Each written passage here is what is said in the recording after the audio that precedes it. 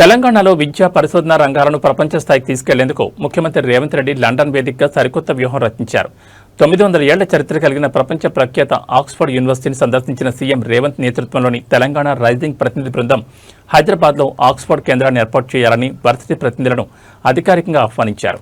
Oxford Blavatnik school of government professor Maya Tudor, Balliol college professor Faisal దేవ్జీలతో సమావేశమైన CM హైదరాబాద్ను global education హబ్గా మార్చే ప్రణాళికలను వివరించారు.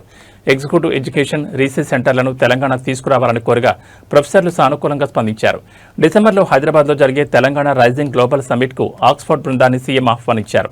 అనంతరం చారిత్రాత్మక సోమర్విల్ కాలేజీలో మాజీ ప్రధాని ఇందిరాగాంధీ చిత్రపటాన్ని తిలకించిన ముఖ్యమంత్రి ఆ తర్వాత జీఎంఆర్ గ్రూప్ నిర్వహిస్తున్న యుటిలిటా బౌల్ను పరిశీలించారు.